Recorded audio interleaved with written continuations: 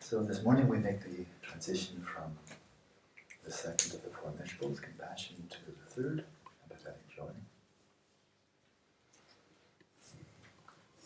And to clearly recognize the meaningfulness of the sequence here, we can go back to the false facsimile of the near enemy of compassion, which is, to use a really modern term, depression. Depression. Now, depression arises for many, many reasons, of course, and I have no expertise in it at all. But as we are cultivating compassion, we are coming back, we're attending closely to the actual reality of suffering and the causes of suffering, which is evil, and sometimes the evil, especially of which we human beings are capable of, staggers the imagination. And so one attends to that. And it's so easy, especially for us, in the 21st century, more so than much of the 20th century, and the 20th century more than the 19th century and back, just the amount of exposure we have to the suffering and the evil of the world. For so much, most of the vast majority of human history, people, by and large, they wouldn't travel. And they had nothing of our communications, and so they would know what's happening within maybe 10 kilometers of home. And so that could be a little bit manageable. Then if you think of all sentient beings, it's kind of like, well, everybody in 10 kilometers and then everybody else. And so that would be maybe a bit more manageable. Whereas we all know, we are now exposed to on a daily basis, minute by minute basis with CNN and so forth, primarily all the bad things that are happening. And so, especially when we do have this extraordinary amount of data or information available to us about suffering, the myriad manifestations of suffering, physical and mental, and the myriad causes of suffering, of mental afflictions, of evil, of vices, then it's so easy, I think easier than ever before in human history, to be overwhelmed, and to feel helpless, to feel impotent, to feel as if there's no hope, and to fall into depression. So that could be one cause of depression. There are many, many others, but here's one. And so the near enemy is called grief, it's called despair, it's called hopelessness, it's called depression. And it may entail a lot of weeping and a lot of sorrow, a lot of sympathy for others, which is all very genuine, so nothing trivial about it whatsoever. But also, if we're dwelling in just grief and a sense of despair and hopelessness, then we're really, how can you say, useless. Useless to the world. Really, we can't even help ourselves, let alone anybody else. So we've basically taken ourselves out of the picture. And then we become an object of compassion for others. So then we're part of the problem than part of the solution. And so then we have this marvelous sequence. We've looked at the segue from loving kindness to compassion, and then from compassion to empathetic joy. And we see that the natural antidote among the four measurables for the near enemy of compassion, and that is grief and hopelessness and despair, is the next one, is empathetic joy. What it's not is some kind of a superficial look on the bright side of things, which is, popcorn kind of psychology. It's not that. It's not that. Just as, for example, some of the French existentialists, like Geluk-Kagyü, I think have very profound insight into the reality of suffering. I mean, they're very brilliant men, of course. But then, frankly, no vision. No vision of liberation, no vision of transcendence, no vision of extraordinary virtue, no vision of genuine happiness.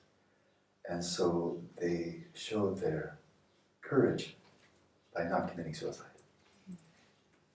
Seriously. That's how you show your courage. In the face of this, if you can just stay alive, then you've proven yourself to be a real man, something like that, which is pretty bleak, extremely bleak. And materialism just makes it more bleak. And of course they were materialists. And so to balance, it's not a matter of look on the bright side of things, which is, cheesy. Nothing against cheese, formaggio, molto bene. But superficial, ridiculous. But rather balancing out. And so insofar as we have these balances, it's all a matter of balance. But insofar as we have deepening insight and an opening awareness, the heart is opening to the suffering, especially the suffering of others, who are so overwhelmingly more than ourselves, then it must be balanced. It must be balanced by the vision, by joy, by insight. So as Honan Dalai Lama was asked, I think I cited this many, many times, how is it that you're so cheerful when you are so clearly aware of the tremendous suffering of the people of Tibet, the genocide, all they've gone through since 1950, and of course the whole world. I mean, he's not just focused on Tibet by any means. Then he responded, insight, wisdom, insight into emptiness. That was one of his responses to that question. And emptiness is liberation. Emptiness is nirvana. It is immutable bliss, immutable freedom. It is ultimate. And so to balance that, right? Well, good, but until we get there, until we have such profound insight, shamatha would be a good proxy. It's not as good, but if at least you find that, and then you know all sentient beings have the capacity of finding such genuine well-being just from shamatha, that would help the balancing side. But until then, until we've gained direct insight into emptiness, until we've achieved shamatha, until then mudita, empathetic joy, it's the ticket. It's really the key. And it is balancing out. We're not going to get any help from balance from the media, because they sell their newspapers and their other media, merchandises, by focusing on the negative, because that's what people are concerned with. But it doesn't give us a balanced view. They're not even trying. They're there to sell their merchandise, just like most of the rest of modernity is capitalism. They're to make a profit off of us. But a balance, and so then we have to go out of our way. We have to go out of our way to attend to virtue and happiness, to attend to it, to look for it, have our antenna up in that regard, because it's very easy to overlook. Just from a biological perspective, evolutionary perspective, we don't have to be really concerned with virtue and goodness and happiness, because it's not a threat. I mean, if evolution is really all about, and it is, survival and procreation, then if people around you are happy and virtuous, okay, then I can ignore them. Really, then I don't have to worry. They're no threat. Good. But if there's somebody out there who's miserable, he may retaliate. And if there's somebody out there evil, then I have to protect myself. Now that's what I need to know about. And that's what the news is trying to do. It's a very evolutionary, biological perspective on the news. Tell people what might be threatening them. And then so they can prepare and be a constant state of anxiety. Fight or flight becomes the norm. The adrenaline rush becomes constant. Right? So that's mudita. But now I want to introduce into this, because it just seems very timely and extremely appropriate. And that is a virtue that I've commented on in the past. And that is bearing in mind that mudita just means taking delight. Taking delight. It doesn't actually say empathetic, but it certainly means that. But it simply means taking delight. And so I've mentioned before that in Buddhism, it's very explicit in Mahayana Buddhism, that taking delight in one's own virtues is a virtue. It's not all the self stuff. It's not narcissism, it's not self-congratulation, it's not self-aggrandizement, it's not puffing oneself up as being, it's actually not about me at all. It's not about a person. It's about the virtue itself. Right? Just one brief comment coming back to compassion, it struck me as kind of important, and that is the object of meditation. Well, this key point. What's your object of mindfulness? Whether you're some shamatha practice, you should have a crystal clear answer, and you should get it right and know you have it right. Very important, right? It's not enough to have it right. Because if you have it right and you don't know you have it right, you can be caught in afflictive uncertainty. Especially with a subtle practice, like awareness of awareness. You may have it right, but you may not know you have it right. And then you equivocate, you get caught, oh, maybe I am, maybe I'm not.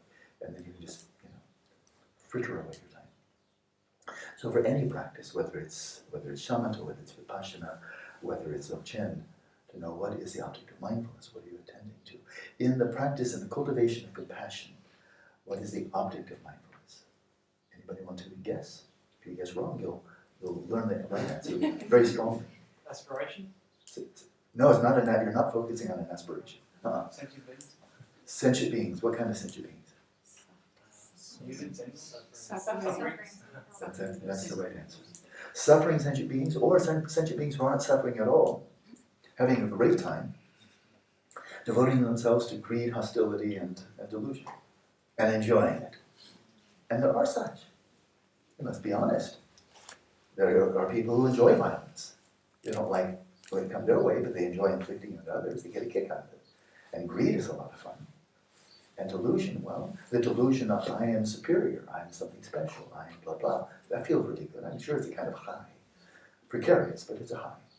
And so yeah, so it's sentient beings. It's not the suffering and it's not the evil. That's very important, actually. We're bringing out the scalpel here, but this is a very important scalpel. We're not focusing on suffering, we're not focusing on evil, we're focusing on those sentient beings who are subject to suffering, mental afflictions, and call a spade, evil. And then attending to them. And it could be one person, it could be a whole group of people, it could be whole groups of sentient beings.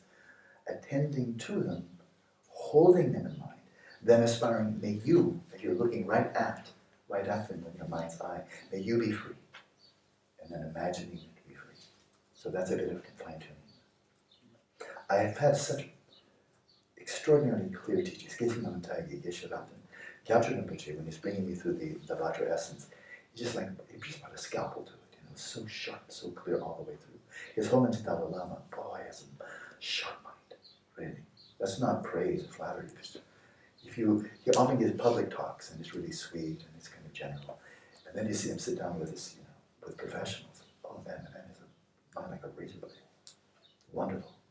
So any clarity that I can pass on, I just told you where it came from. Because I, from my side, independent of all my mamas, I couldn't have anything to offer at all.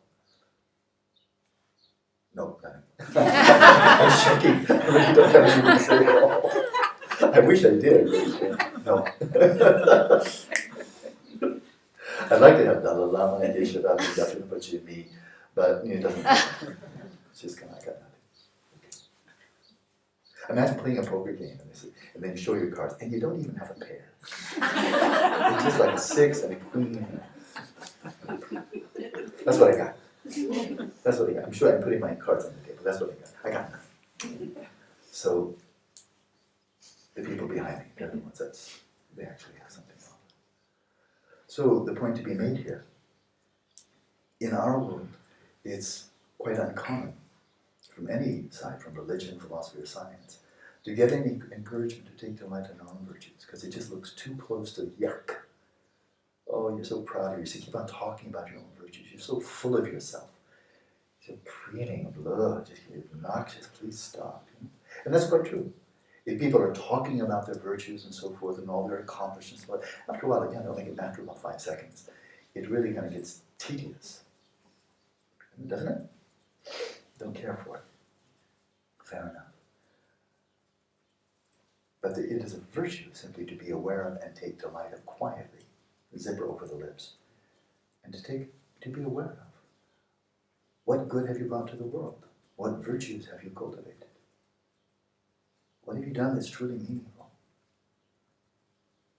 In your past, in your present, and then not just say, shrug, yeah, that's what I did.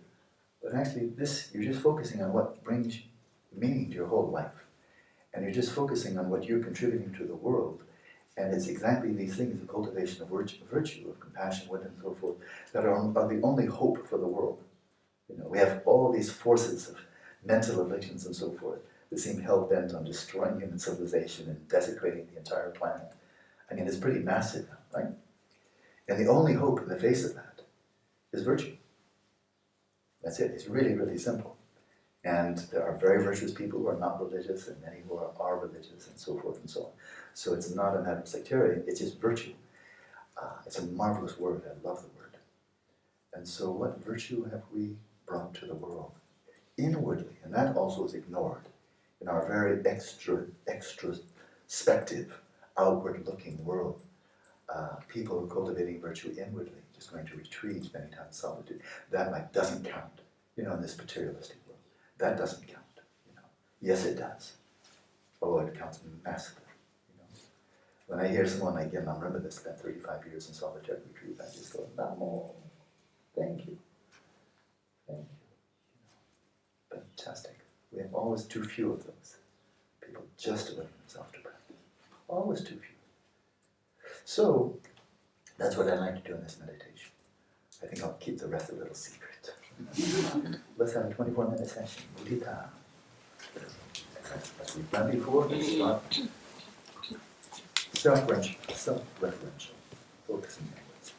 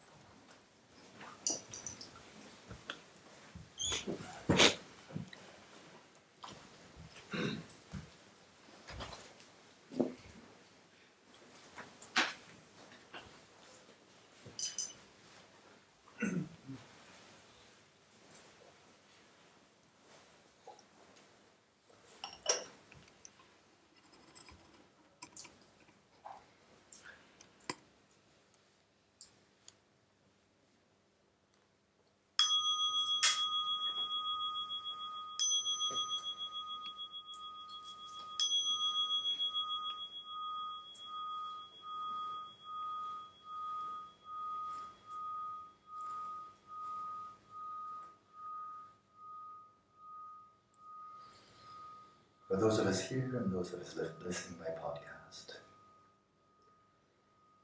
will be very helpful as you set out in your meditative practice to pause for a moment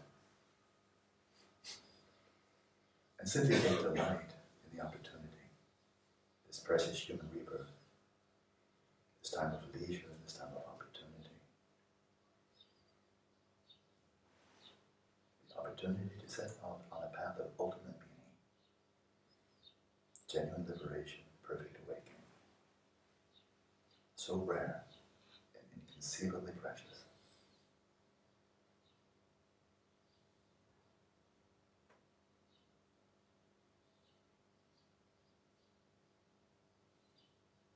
Naturally gives rise to a sense of gratitude, but then also a sense of responsibility.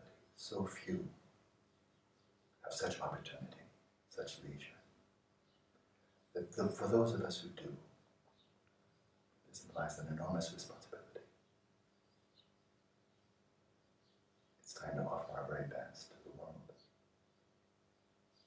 With such a motivation, settle your body, speech, and mind in the natural states.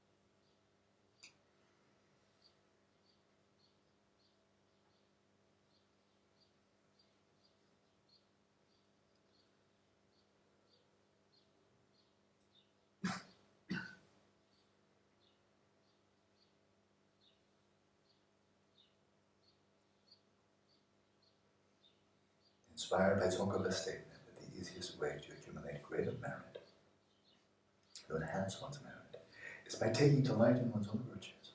There should be no resistance here. It's not hard. So let's let's direct the attention backwards now, backwards in time, back along the course of our own life history, to childhood. Going at our own pace, moving from the past up to the present moment.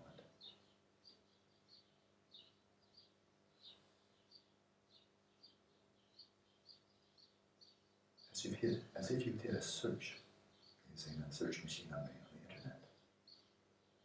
Do a search. Virtue in my life. Click. The virtues you've cultivated, you've embodied, you've shared with the world. Good you have brought to the world. Privately and publicly. Go back to childhood.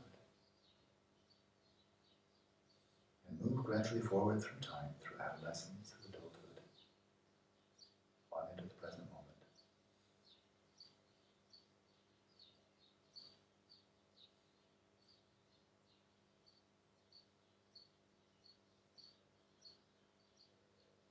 And when you identify virtue, pause, attend to it, and take delight. This is what brings you joy. This is what brings your life meaning. This is how you find the path and proceed along the path.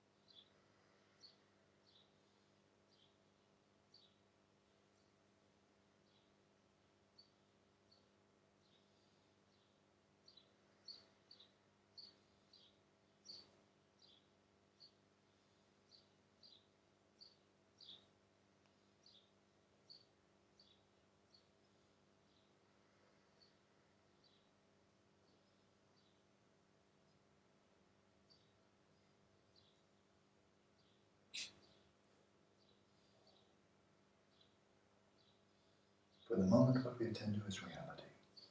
Make a point of attending to the reality of your cultivation of virtue, your maturation, the growth of compassion, wisdom, and other virtues over the course of your life. Let it be real for you. Inspire yourself. Encourage yourself.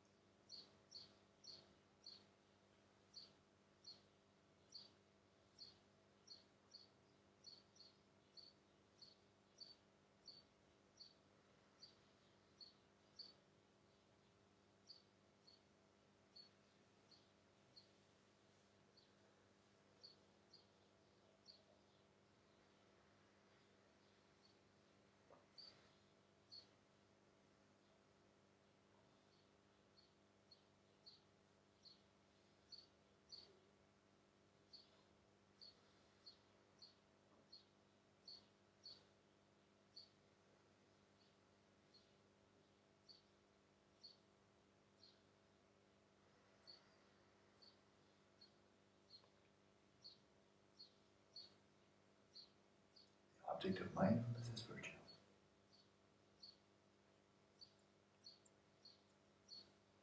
And virtue has no owner. Any more than suffering or mental afflictions have an owner. So wherever you see it in your life, without reservation, take delight.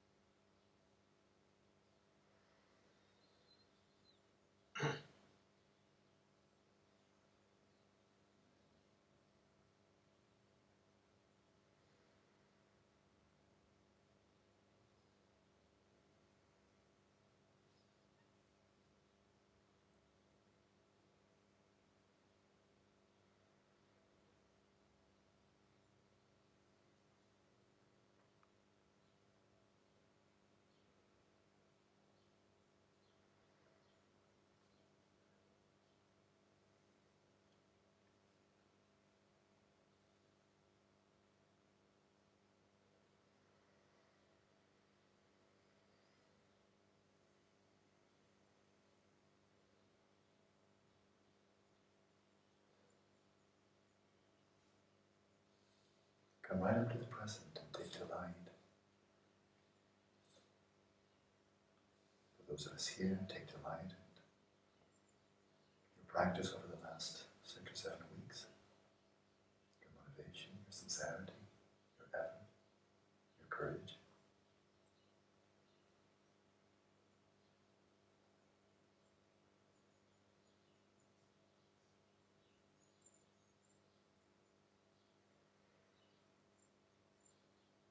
Now let's start again.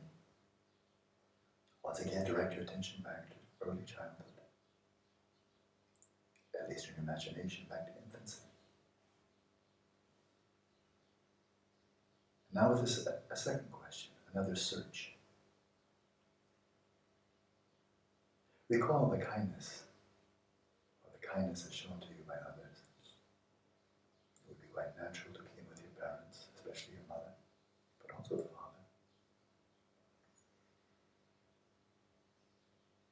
Providing you with this inexpressibly precious human rebirth, nurturing you, caring for you, the love they showed.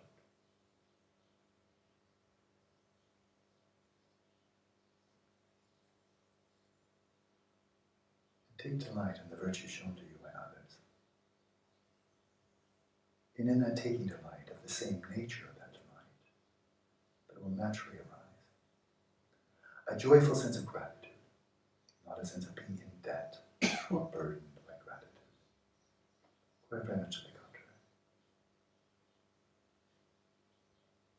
Delightful gratitude, a joyful thanksgiving. Move through your childhood, teachers, friends, relatives, neighbors. Make it personal. those who've enriched your life, cared for you, helped you in myriad of ways to become the person you have become today. Through your childhood, your adolescence, early adulthood, to the present moment. Attend to the virtue of the kindnesses shown to you by others. Take delight in the spirit of thanksgiving.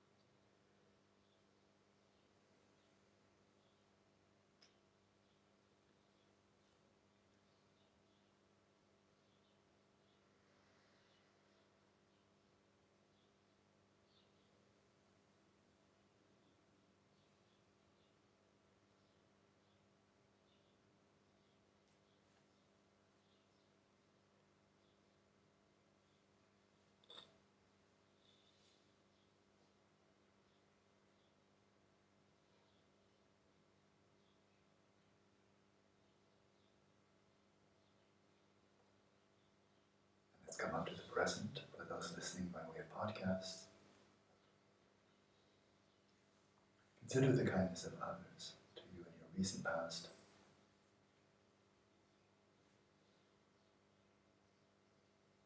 Who helped you to become the person you've become, to have this leisure, to cultivate virtue. All those who have helped you along the way. And for those of us here, consider all the beings around about. The people at the Institute, the surrounding community, those raising our food. Your fellow Sangha members providing their spiritual friendship, their Dharma friendship. All those who have contributed to your well-being.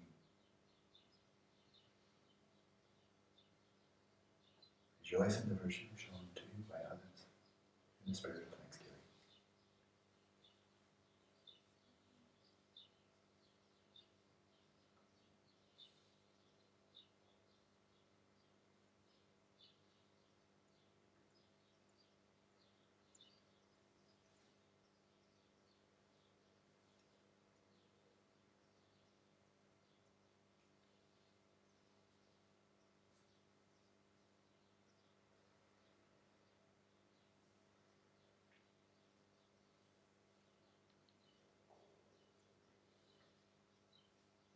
Just as your time, release all objects of mind.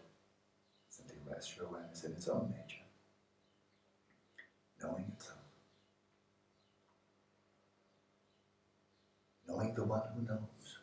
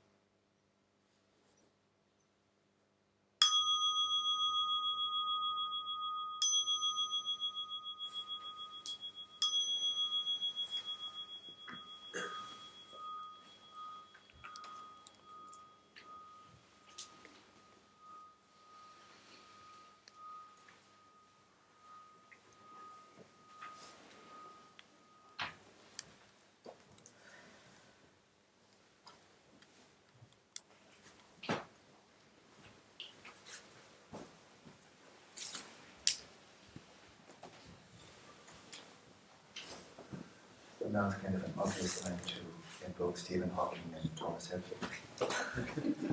Yeah. It's like in plain sight. If the universe doesn't have one absolutely true history, and we can't go back to the Big Bang and then trace it forward, and nobody's ever been able to do that, we can only make measurements in the present. And then what's your system of measurement? What are the questions you're asking? And a specific past rises relative to your measurements and your questions, and how you conceive, make sense of your observations. And so there are multiple histories, basically an infinite number of histories. And if we consider how many data points we have, how many moments of life have we had in this lifetime, and how many do we remember, it's an absurdly small percentage.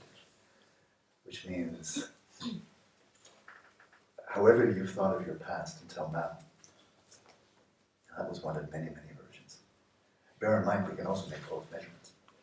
We can remember things that never happened. That's not uncommon. In which case, there's noise. That's not valid.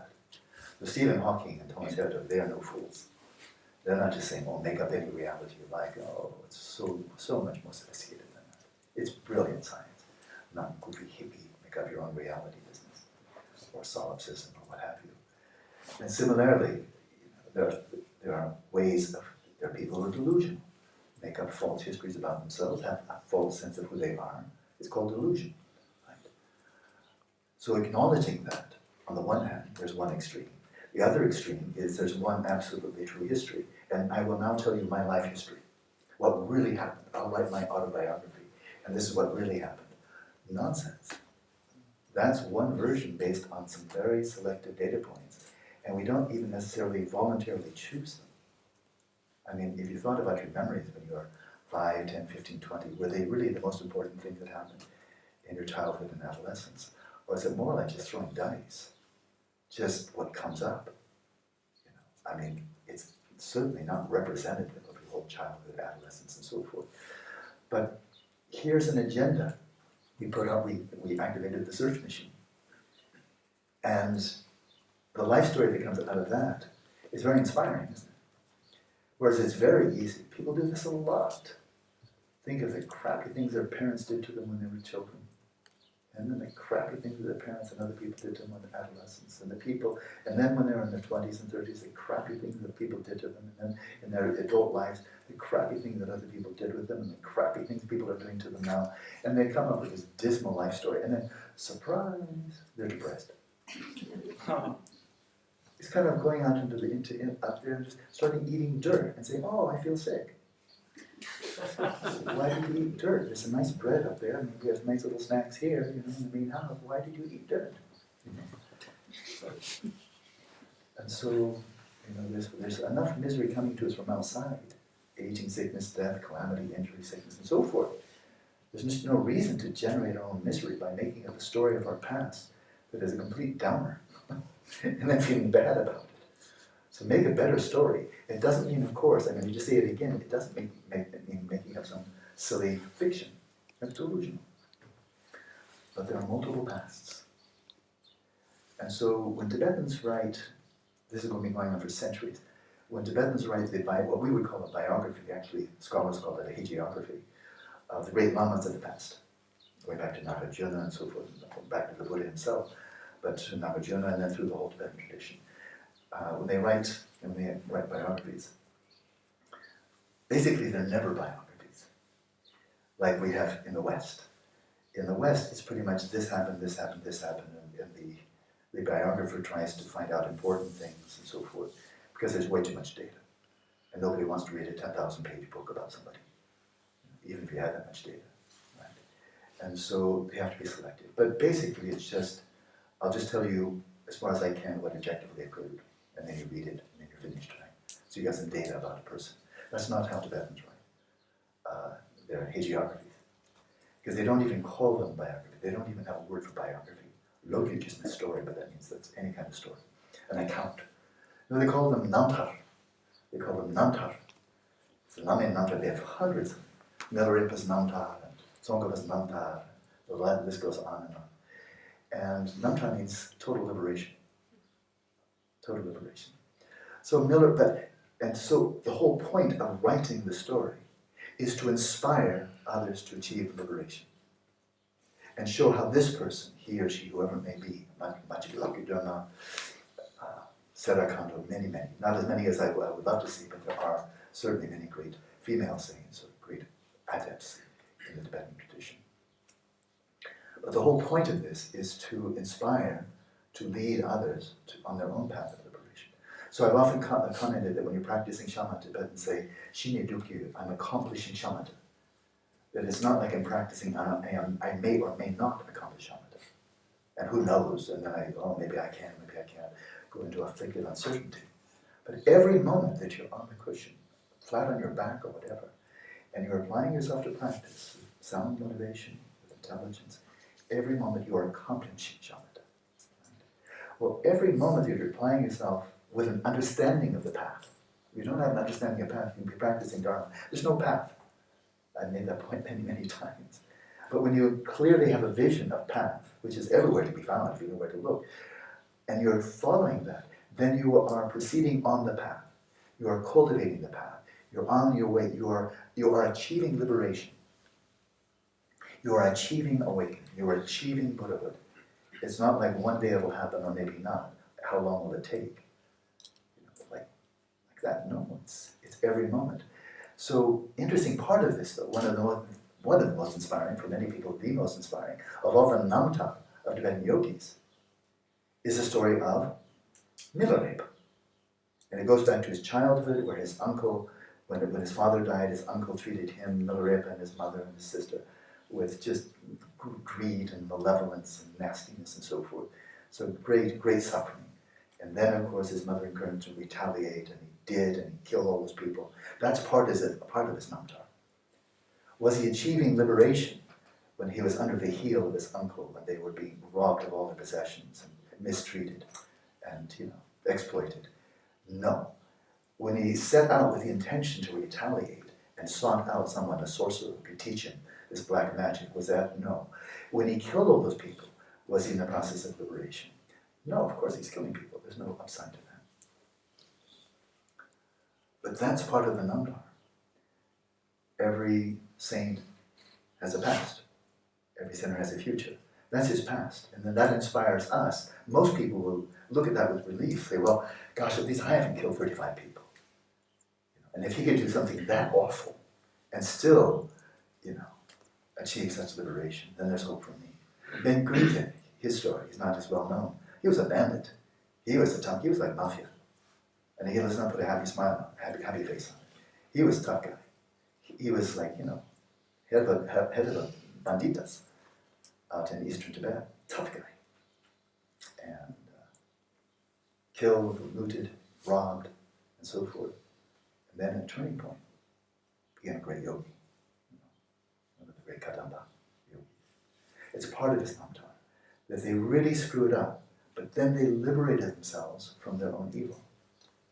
That for many people, is more inspiring than just hearing about a Tulku who was identified as incredibly being when he's 2 years old, and then he just got better and better and better. And they said, well, that didn't give me any. I can never start with that. Because all I did when I was born was pee over the doctor's head. That was my claim to fame. So no flowers, nothing. Got a really good pecker. So it's not a really inspiring start. And I don't know what your story is, but nothing special from my side. But that's it. They're selective. They're not trying to hoodwink anybody. And where there's really evil, they're sometimes very happy. But if and only if the person transcends it.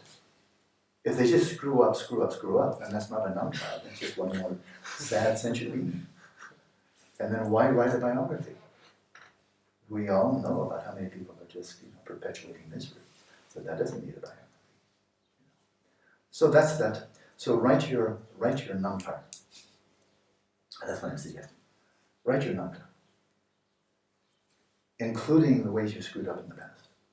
As long as you're transcending them. If you're not, then go away. We're all here to overcome our previous hang-ups and vices and so forth. So write your own Namtar. And tell your Namtar to yourself. To inspire yourself. To let yourself know you actually are on the path. And every moment, every day that you're applying yourself to it, you're on the path. Okay, before we break, just a final comment for post-meditative. If you make this a regular practice, it will probably do you a lot of good. I doubt many people do it. I teach it a lot. But I would really encourage this one, this third immeasurable, especially where it can have the most transformative power, great benefit that you can actually see, is in between sessions, post-meditative state. We have plenty to do on the cushion, and this is a wonderful thing to do on the cushion. And we're going to go back to this practice tomorrow and extend it further. But in between sessions, starting today, and this is absolutely, I'm attending to people listening by podcast, all of you equally here. You're not in retreat, so what? You're on this planet, you're practicing Dharma, so practice Dharma all day. And here's one way to practice Dharma all day, and that is, again, your search engine. Antenna up. In between sessions.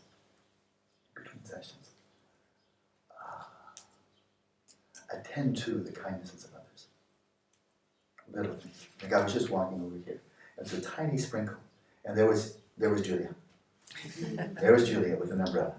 Where he kind of made eye contact. And it's like a sprinkle, like I'm just going to get in my hair a little bit, done. And we kind of smiled and said, don't need the umbrella. But she was right there. Thank you. And then we talked, and she was, I was wiped out yesterday, by the way. My stomach crashed. Much better today. So then she was asking me, what would you like for food today? What would you like for today? She's like my mother.